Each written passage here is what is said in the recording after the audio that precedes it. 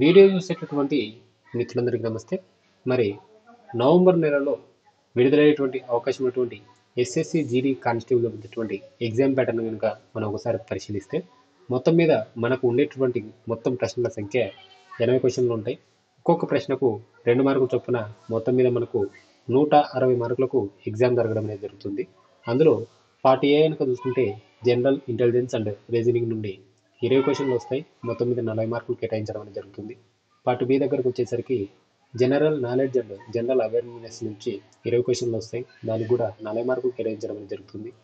Part C దగ్గరకు వచ్చేసరికి elementary mathematics 20 క్వశ్చన్లు వస్తాయి. దానికి కూడా 40 మార్కులు కేటాయించడం అనేది జరుగుతుంది. పార్ట్ డి నుండి ఇంగ్లీష్ నుండి మనకు 20 క్వశ్చన్లు వస్తాయి. దానికి కూడా 40 మార్కులు కేటాయించడం అనేది జరుగుతుంది.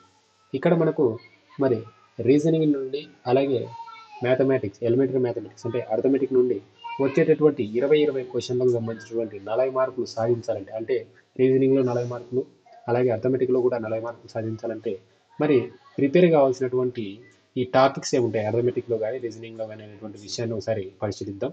ముందుగా తెలుసుకుంటే అర్థమెటిక్ నుంచి మనము ratio and proportion, percentages, profit and loss, discount, simple and compound interest, time and work, mixture and alligation, distance and speed, LCM and HCF, mensuration, number system, simplifications, decimals and fractions, square and cube root కనుక నేర్చుకున్నట్లయితే అక్కడ వచ్చేటటువంటి 20 క్వశ్చన్లను మనము solve చేసేటటువంటి అవకాశం ఉంది. అలాగే మరి రీజనింగ్ విషయానికి వచ్చేసరికి coding and decoding, analogy, series, classification, similar set, dictionary order, Venn diagram, syllogism, mathematical operations, blood relations, directions, dice, mirror images, hidden figure, paper folding and cutting, counting figures అనేటువంటి టాపిక్లను కనుక మనం నేర్చుకున్నట్లయితే రీజనింగ్ నుంచి వచ్చేటటువంటి కూడా 20 క్వశ్చన్లు ఏవైతే ఉంటాయో వాటిని మనం సాల్వ్ చేసేటటువంటి అవకాశం ఉంది.